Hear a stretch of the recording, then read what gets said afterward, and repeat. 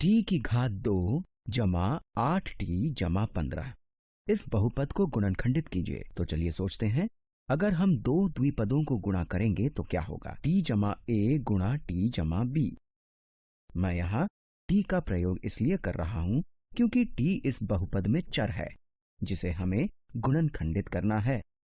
तो अगर हम इसे 2 बार वितरण गुण का प्रयोग करके गुणा करेंगे तो हमें मिलेगा t गुणा t, यानी कि t की घात 2 जमा t गुणा b होता है bt जमा a गुणा t होता है at जमा a गुणा b यानी कि ab। हमने यहाँ पर एक पद को इसके हर एक पद से गुणा किया है और अब हमारे पास t के 2 पद हैं, bt जमा at। हम इन दोनों पदों को मिलाकर भी लिख सकते हैं जिससे हमें मिलेगा t की घात 2 जमा a जमा bt जमा ab। ध्यान से देखिए, इन दोनों व्यंजकों का समान प्रतिरूप है। यहाँ द्वितीय घातांक के पद का गुणांक यानी कोफिशिएंट 1 है, यहाँ भी द्वितीय घातांक के पद का गुणांक 1 है। इसी तरह a जमा b t का गुणांक है, तो ये 8 a जमा b के बराबर होगा और अंत में अचर a b 15 के बराबर होगा। तो इस बहुपद को गुणनखंडित करने के लिए हमें दो संख्याएं a और b चाहिए जिन्हें गुणा करने पर 15 और जमा करने पर 8 प्राप्त हो। सामान्य रूप से हम इसे x चर का प्रयोग करके इस प्रकार लिख सकते हैं, x की घात 2 जमा bx जमा c। यहाँ x की घात 2 का गुणांक है 1। तो यहाँ हमें ऐसी दो संख्याएं चाहिए जिन्हें जमा करने पर वो b के बराबर हो और गुणा करने पर c के बराबर हो। तो हमें ऐसी दो संख्याएं चाहिए जिनका जोड़ 8 और गुणनफल 15 के बराबर हो। तो ऐसी कौन सी दो संख्याएं होंगी जिन्हें जमा करने पर 8 और गुणा करने पर 15 प्राप्त हो। चलिए 15 को गुणनखंडित करके देखते हैं।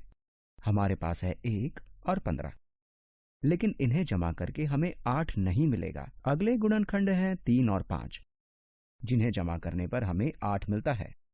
तो a और b का मूल्य 3 और 5 हो सकता है। हम 15 को लिख सकते हैं 3 गुणा 5 और 8 को लिख सकते हैं 3 जमा 5।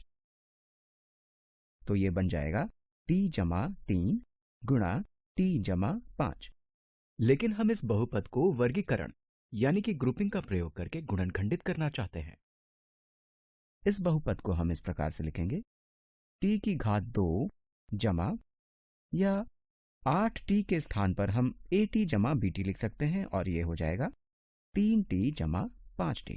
तो हमने यहां से शुरू किया था और हमने इस चरण पर बीच के पद को दो गुणांकों में तोड़ा जिन्हें जमा करके 8 मिलता है और अंत में जमा 15।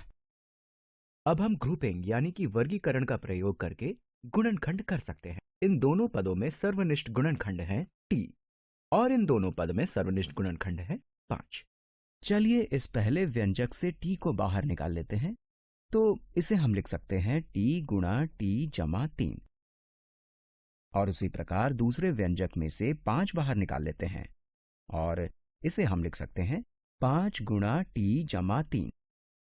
अब हम दोनों व्यंजकों में से सर्वनिष्ठ गुणनखंड यानी कि t जमा 3 को बाहर निकाल लेते हैं। तो ये बन जाएगा t जमा 3 गुणा t जमा 5। इस प्रकार हमने इस उदाहरण को हल कर लिया है। हम इस बहुपद को वर्गीकरण का प्रयोग किए बिना भी हल कर सकते थे, पर हमने देखा कि किस प्रकार से इसे ग्रुपिंग यानी कि वर्गीकरण का प्रयोग करके भी हल किया जा सकता है। सरल तरीके से अगर हम इस प्रतिरूप को देखें तो हमारे पास दो संख्याएं हैं जिन्हें जमा करके 8 और गुणा करके 15 प्राप्त होता है। तो ये हो जाएगा t जमा 3 गुणा t जमा 5 या t जमा 5 गुणा t जमा 3। इसे दोनों प्रकार से लिखा जा सकता है।